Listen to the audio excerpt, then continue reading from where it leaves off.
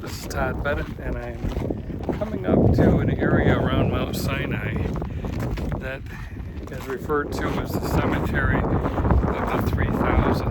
This is a clear ancient cemetery. It's been recognized by all the standing stones that exist here, and they believe that it is the cemetery where the 3,000 that were killed after the sin of the golden calf incident at the base of Mount Sinai. They believe this is where they were buried.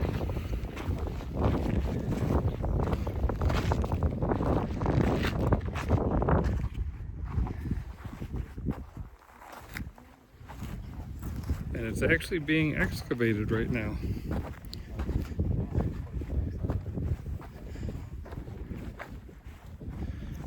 All the standing stones would be considered to be headstones. The thing that makes this very unique is the fact that there was no recorded population in this area that could possibly justify a cemetery this size and this suddenly.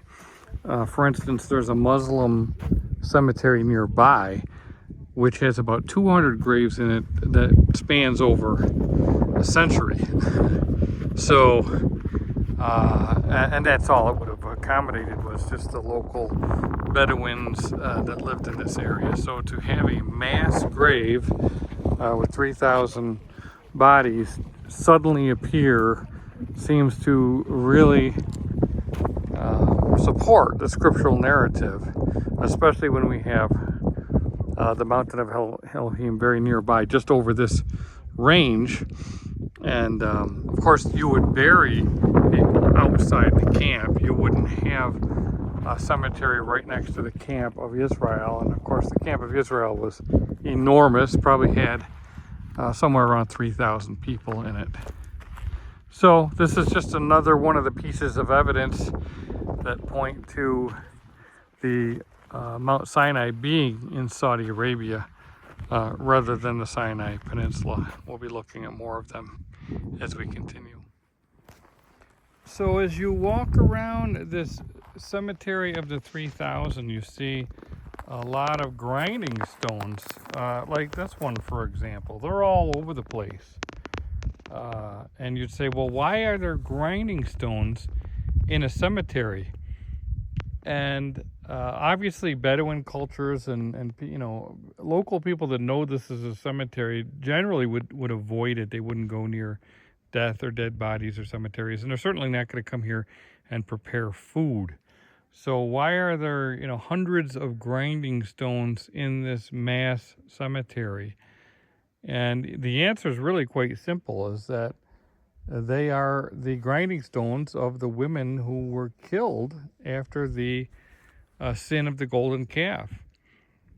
Typically, headstones, memorial stones, standing stones would be set up to commemorate the burial site of a particular person. In this case, they would use the woman's grinding stone to identify her burial site.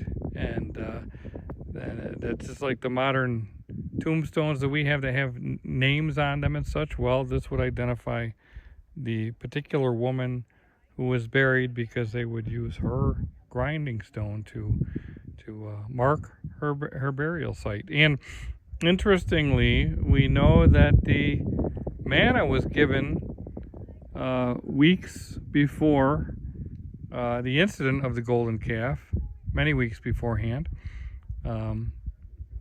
Right after the Exodus, as a matter of fact. So this grinding stone likely was used to grind manna that Yah provided as food.